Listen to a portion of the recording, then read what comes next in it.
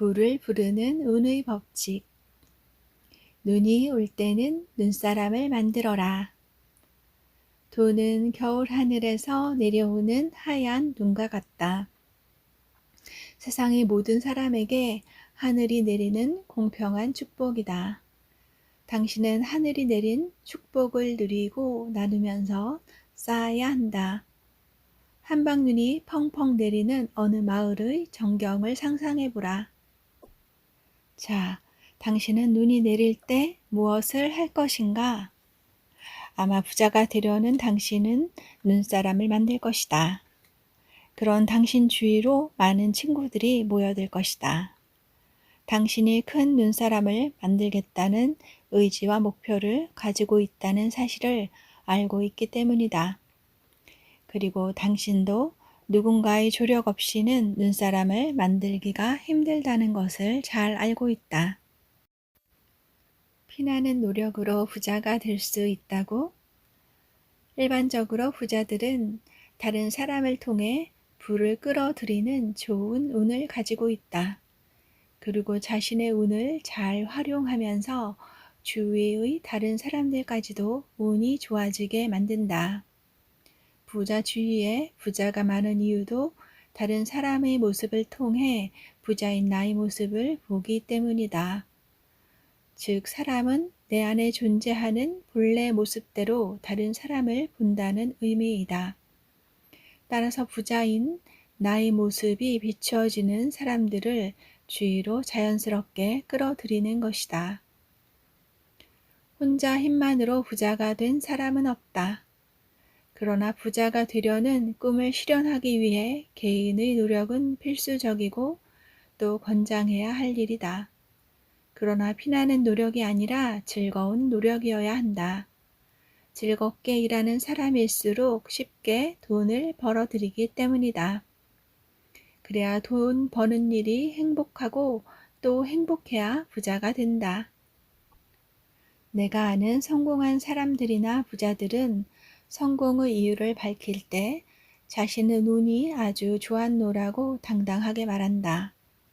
혼자의 노력과 능력으로 부자가 됐다고 말하는 사람은 별로 보지 못했다. 그리고 그들은 역으로 실패를 했을 때도 자신의 불운을 탓하기보다 남아있는 작은 행운이라도 찾으려고 하는 사람들이다. 우리의 삶이 이어지는 동안 행운이 불운으로 또는 불운이 행운으로 언제든지 바뀐다는 사실을 알고 있기 때문이다. 부자가 되는 손쉬운 방법이 있다. 다른 사람의 소원을 이루어주는 운명. 어릴 때 할머니로부터 관상과 손금 보는 법, 그리고 역학을 배우지 않았더라면 지금 어떤 길을 걷고 있을까를 생각해 본다. 내 안에 무엇이 나로 하여금 운명하게 정말 말 그대로 운명처럼 끝없이 끌려 들어가게 했을까? 어릴 때 기억을 더듬으면 나는 이 공부가 재미있다는 기억이 있다. 그리고 중고등학교 시절부터 내 안에 믿음이랄까?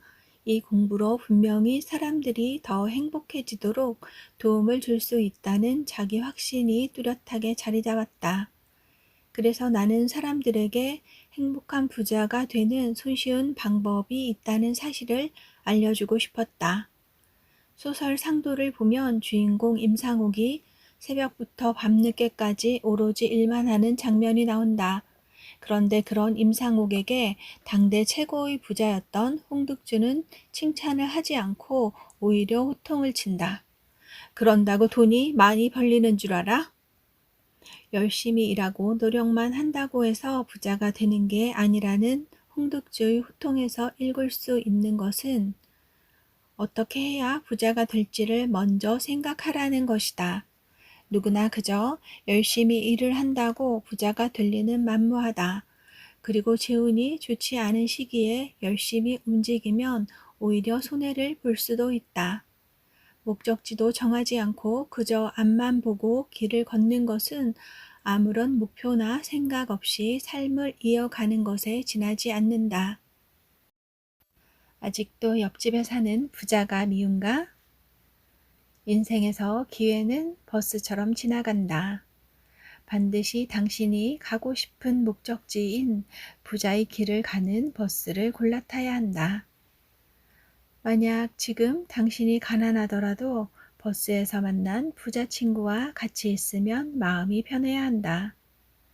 부자 친구는 좋은 운을 제대로 활용하는 방법을 알고 있을 것이고 더불어 당신의 재운을 더 좋게 만들어줄 것이다.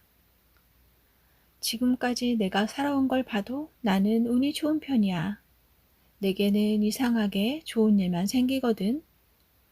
앞으로도 모든 일이 내가 원하는 대로 잘 풀릴 거야. 이런 말을 자신 있게 할 수 있으면 당신에겐 행운과 재운이 늘 붙어 다닌다. 이제 당신이 타고난 재운의 그릇에 불을 가득 채우는 것은 당신의 몫이다. 돈에 대한 두려움을 없애라. 당신은 마음 편하게 얼마까지 지갑 안에 돈을 넣어 가지고 다닐 수 있나요? 결론부터 말하자면 당신이 지니고 다니는데 편안한 만큼의 액수가 당신에게 편안하게 들어오는 돈의 액수와 비슷하다는 얘기를 하고 싶다.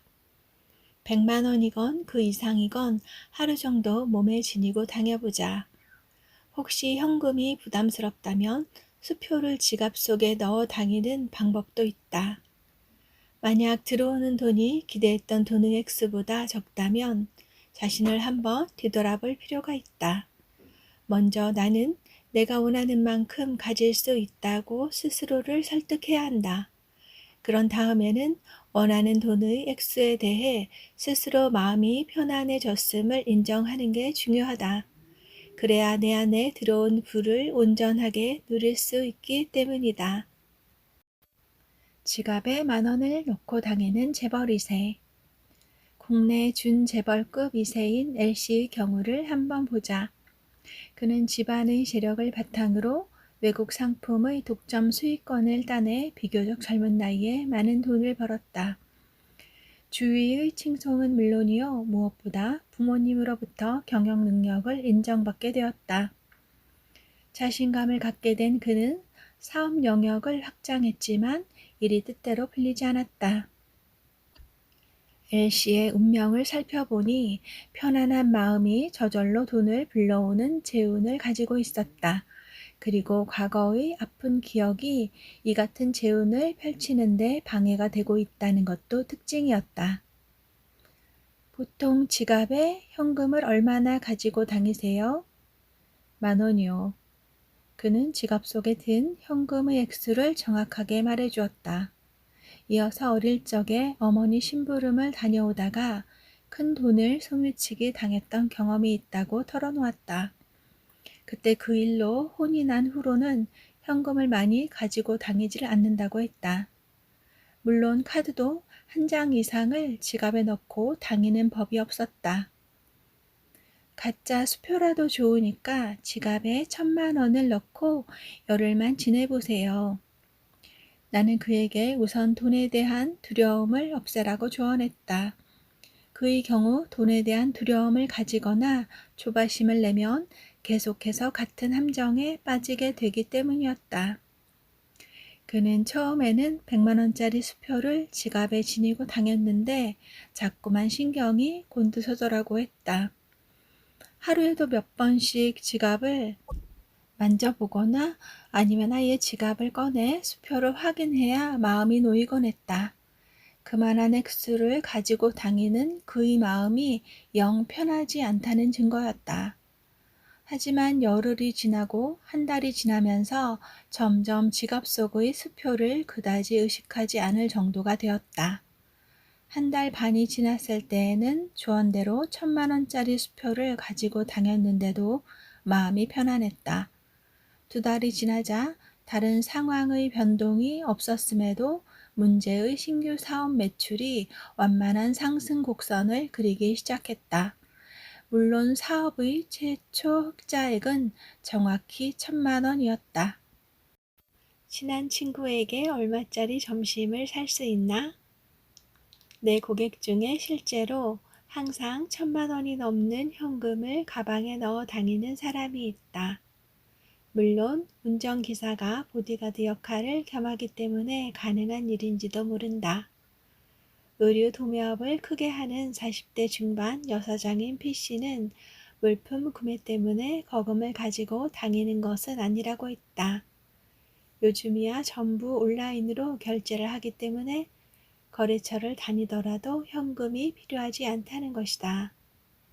P씨는 그냥 그렇게 다녀도 자기가 편하니까 습관처럼 많은 돈을 가지고 다닌다는 것이다. 그러면서 P씨는 자신에게는 돈을 많이 지니고 다녀야 돈을 많이 번다는 믿음이 있다고 털어놓았다. 시장에서 장사를 할 때 돈을 많이 가지고 있는 날은 거의 예외 없이 좋은 물건을 싼 값에 대량 구매할 기회가 주어진 경험 때문이라는 것이었다. 지금도 사업이 날로 번창하기에 그 믿음에는 변함이 없다고 자신있게 말했다. 돈이 돈을 부른다고 했던가? 많이 가질수록 더 많이 얻는다고 생각하면 타고난 재운의 그릇을 더 크게 키울 수 있다. 더군다나 P씨처럼 깊은 믿음을 가진다면 실제로 그런 일이 일어나는 것은 당연한 일이다. 당신이 어느 정도의 액수일 때 마음이 편해지는지는 상황에 따라 다를 수 있다. 그렇다면 하나씩 실천해 보는 것도 좋은 방법이다. 당신이 마음 가는 대로 당장 실행할 수 있는 일들을 하나씩 나열해 보자. 사회 봉사단체에 익명으로 얼마를 기부할 수 있는가? 제일 친한 친구에게 밥 한 끼를 살 때 어느 수준이면 기분이 좋은가? 주위 사람에게 얼마나 많은 돈을 빌릴 수 있는가? 당신이 빌려주고 마음이 편안한 액수는 얼마인가? 정말 갖고 싶은 옷을 사는데 얼마를 쓸 수 있는가? 한 달에 마음 편하게 쓸 수 있는 용돈은 얼마인가? 그 액수가 얼마이든 일단 지금의 나를 긍정하자. 그리고 조금씩 그 편안함을 확장해 나간다면 지금 잠들어 있는 재운을 깨울 수 있으리라. 자, 이제 당신에게 편안하게 들어오는 돈은 지금의 10배 이상으로 불어날 것이다.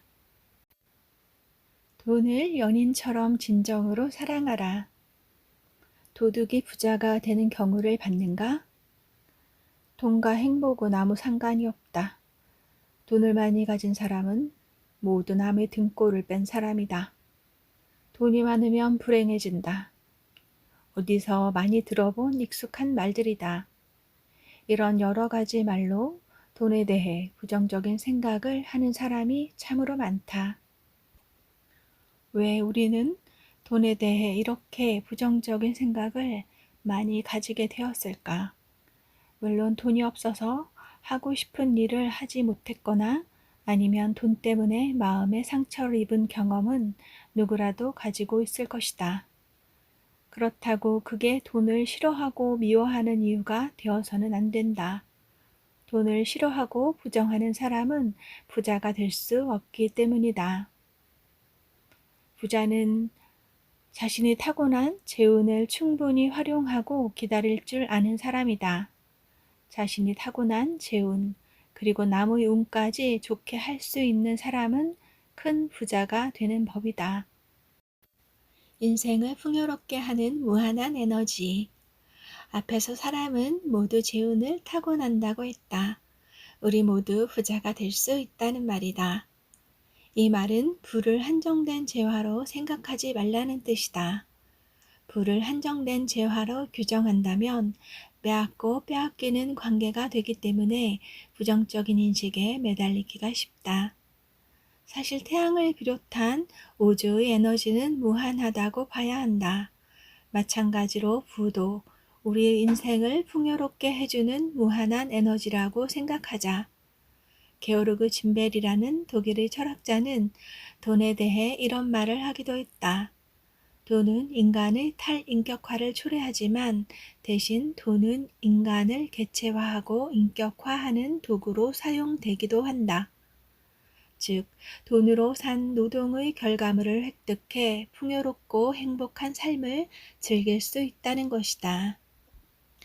또 사람마다 행복과 부에 대한 생각조차도 천차만별이다. 하지만 행복이 부를 낳는다는 것은 동서양 운명학의 변함없는 가르침이다. 당신은 이제부터 돈을 소중한 연인처럼 진정으로 사랑해야 한다. 사랑하지 않고 연인을 얻을 수 있는가? 부자들은 언제나 자신을 믿는다. 부자들은 나를 중심으로 세상을 읽는다. 부자들은 대부분 자기 확신이 강한 사람들이라고 했다. 이들은 설사 결과가 어긋났다 해도 자신에 대한 믿음에는 흔들림이 없다. 자신을 믿지 않는 것보다 자신을 믿는 게 훨씬 이익이라는 평범한 진리를 알고 있기 때문이다. 나의 고객 중 한 사람인 스타급 펀드 매니저 A씨도 부에 대해 그런 말을 한다. 정확한 데이터 분석력과 시장의 흐름을 읽는 능력이 있어도 언제나 한계를 느낍니다. 제 주위의 부자들을 보면 정말 뭔가가 달라요. 혼자의 능력과 노력으로 이룰 수 있는 부는 전체의 30% 정도나 될까요? 나머지는 세상을 읽는 통찰력이라고 봅니다. 좋은 운이 오려면 먼저 자신을 아는 게 제일 중요하다고 했다. 그래서 부자들은 늘 자기를 중심에 두고 세상을 읽는다. 다른 사람이 어떻게 돈을 벌었는지에 대해서는 별로 신경을 쓰지 않는다. 다른 사람의 방법이 자신에게는 맞지 않는다는 사실을 잘 알기 때문이다. 그리고 자기가 가장 잘 알고 있는 분야에서 자기식으로 돈을 벌기를 선호한다. 혹시 자기가 잘 모르는 분야에 뛰어들 때는 꼭 전문가의 도움을 받아 투자를 하는 안전한 방법을 택한다. 부는 마음의 그릇에 담긴 물이다. 마음의 그릇을 흔들지 마라. 누구나 인생길을 가는 동안 잘 닦인 고속도로를 신나게 달리기도 하지만 때로는 울퉁불퉁한 비포장길을 힘들게 가야 할 때도 있게 마련이다. 그리고 고급 승용차를 타기도 하고 고물차를 타기도 한다. 이처럼 굴곡진 세상살이를 하더라도 평상심은 잃지 않아야 한다. 마음이 편안하고 행복한 사람만이 부를 얻고 또 오래 누릴 수 있다는 사실을 잘 기억하자. 행복이라는 것도 마음이 편해야 느낄 수 있는 특별한 감정이다. 마음이 편해야 행운과 재운을 담을 그릇이 커지고 또 많이 담을 수 있다. 부자들은 대개가 편안한 마음가짐을 유지하고 있었다. 부자여서 행복한 게 아니라 스스로 행복해서 부자가 된 사람들이었다. 그들은 넘치면 베풀고 또 모자라면 자연스럽게 채워진다. 비우면 비울수록 담을 그릇이 커지는 게 세상의 이치이고 부의 법칙이기 때문이다.